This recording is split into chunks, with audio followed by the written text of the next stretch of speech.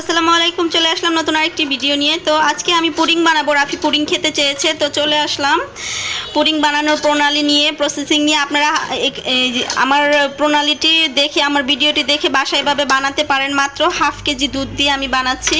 তো পুডিংয়ের সাথে আর যা যা লাগবে, এই চিনি নিচ্ছি, চিনি এখানে 1 কাপ হবে, আর এই যে হাফ কাপ গুঁড়া দুধ। তো আমি প্রথমে এখন দুধটা বলক আসার আগে চিনিটা মিক্সড করে দিব, তাহলে আর এই দুধের মধ্যে আর কি হবে না, এই পানি ছাড়বে না। পানি যাতে না ছাড়ে এর জন্য চিনিটা অ্যাড করে দিলাম, সাথে গুঁড়া দুধগুলো অ্যাড করে দিব, দিয়ে তারপর নাড়তে থাকবো। এখানে বেশি লাগেনি, হাফ লিটার দুধ মাত্র লেগেছে। আপনারা বাসায় খুব সহজেই একজনের জন্য বা 2 জনের জন্য এভাবে এই পুডিং বানাতে পারেন আমার প্রসেসিংটা ফলো করে। তো আপনারা দেখতেই থাকুন, আমি নেক্সট প্রসেসিং আপনাদের সাথে শেয়ার করছি।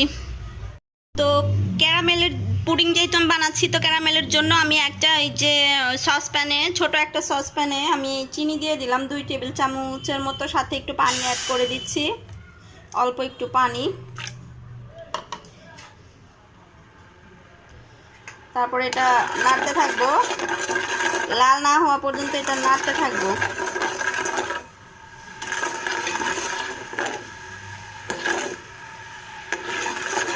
ক্যারামেলটা যখন হয়ে আসবে তখন আমি চুলাটা অফ করে দেব। ক্যারামেলটা এই তো লাল হয়ে গিয়েছে, তো আমি এখন এটা নামিয়ে ফেলবো। লাল হয়ে গেছে। আর দুধ যে যতটুকু আছে সেটা আমি মনে করেন নামিয়ে ফেলেছি, গরম করে নামিয়ে এখন এটা ঠান্ডা করতেছি। তারপর ওটাতে দুধের মধ্যে ডিম অ্যাড করব 4টা, এই তো 4টা ডিম অ্যাড করব। তারপর আমি এই ক্যারামেলটাতে দিয়ে দেবো। এই ক্যারামেলটা এখন আমি ঠান্ডা হওয়ার জন্য এই ফ্রিজে রাখবো। ফ্রিজে রাখলে ক্যারামেলটা অনেক সুন্দর করে সেটিং হবে। তো দুধগুলো ঠান্ডা হয়ে গেছে। এখন এই ঠান্ডা দুধে আমি যে 4টা ডিম দিব, হাফ লিটারে 4টা ডিম দিব। যার যার সুবিধা অনুযায়ী আপনারা ডিমটা অ্যাড করে নেবেন। আমি 4টাই দিচ্ছি, অনেক সময় 3টাও দিই, এখন 4টা দিচ্ছি আজকে। আর এর আগে আমি এই তো ভ্যানিলা এসেন্স দিয়ে দিচ্ছি, আমি আমার আন্দাজ মতো এই কাপ দিয়ে মেপে আমি মানে 1.5 কাপ দিব তাহলে। আর এটা হচ্ছে আমার চকলেট ফ্লেভার, এই ভ্যানিলা এসেন্স, এটা চকলেট ফ্লেভার, মানে পুডিংটা হওয়ার পর একটু চকলেট মানে ফ্লেভার আসবে। আর যেহেতু রাখি বাচ্চা, তো চকলেটটাই আমি দিলাম আর কি, মনে করার কিছু নাই, কারণ হচ্ছে এটা যার যার পছন্দ অনুযায়ী এই আর কি। তো এই তো এখন এটাতে ডিম দিয়ে দিব স্টেপ বাই স্টেপ।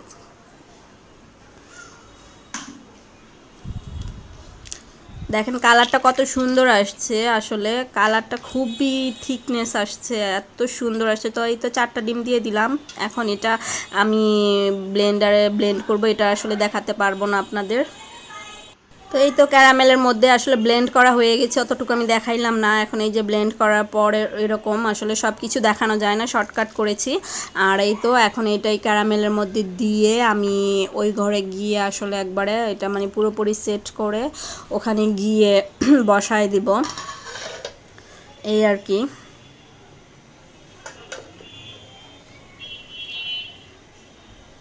তো এই তো এই যে রান্নাঘরে একটু বড় একটা মানে ডেকচি পাতিলা নিয়েছি, পাতিল যেটাকে বলে, ওইটার উপরে আপনার একটু পানি দিবেন, পানি দিয়ে স্ট্যান্ড দিবেন, স্ট্যান্ডের উপরে এইটা বসায় দিবেন সসপ্যানটা, তার উপর একটা তালা বা কিছু দিলেই হবে, দেন ঢাকনা দিয়ে ঢেকে দিবেন।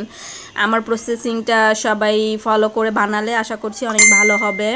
এই তো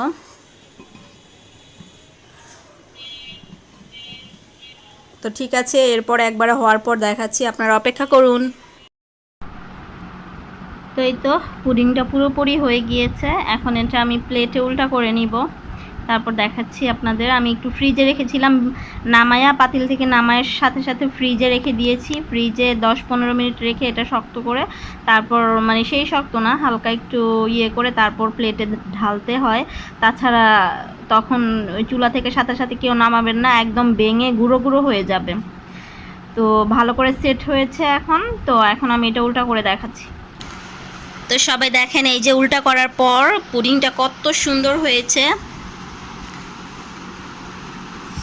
অনেক গ্রেভি হয়েছে, মানে খুবই সুন্দর হয়েছে, থিকনেসটা অনেক ভালো হয়েছে। আর কি বলবো, চুলাতে এত পারফেক্টলি আপনারা চাইলে আমার রেসিপিটা ফলো করে বানাইতে পারেন, অনেক ইজি, একদম সিম্পল। তো আপনারা এইভাবে বাসায় বানিয়ে খাবেন। আর এটা এখন আমি রাফিকে দিব খেতে, দেখি রাফি কি বলে। রাফি তো পড়াশোনা করতেছে, তো ওকে এখন দিব। তো এই তো রাফি পড়তেছিল, খাটে বসায় বসায় ওকে পড়াইতেছি। তো বসায় এই তো রাফি, তোমার জন্য এই যে পুডিং বানিয়ে ফেলেছি, কেমন হয়েছে? রাফির অনেক ফেভারিট, যার কারণে বানিয়েছি। মাত্র 1/2 লিটার দুধ দিয়ে আপনারা বাসায় খুব সহজেই এভাবে বানিয়ে ফেলতে পারবেন মজাদার পুডিং।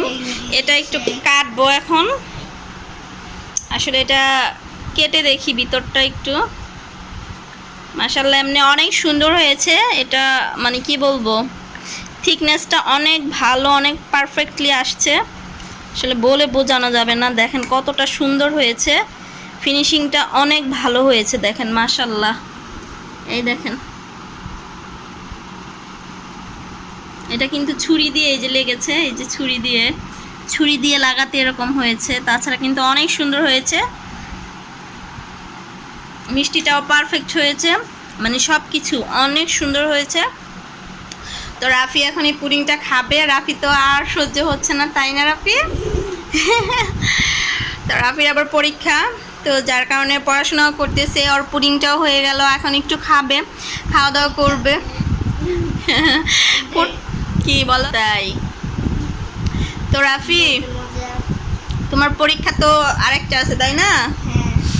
যাই হোক, তো প্রিপারেশন কেমন? পড়াশোনা ভালো করে করতেছো? পারবা তো সব? তাই তোরা পারবো, সবাই আমাদের জন্য দোয়া করবেন, আমার পাশে থাকবেন। তো আমার জন্য দোয়া করবেন, আর আমি যেন পরীক্ষা দিতে পারি ভালো করে, যেন আমি পরীক্ষাটা দিতে পারি। ঠিক আছে। তো রাফির কথা বলতে গেলে এরকমই আমতা আমতা করে, আসলে এটা মানে জড়তা একটা কাজ করে সবারই। তো যাই হোক, সবাই ভালো থাকুন, সবাই এভাবে বাসা পুডিং বানিয়ে খাবেন।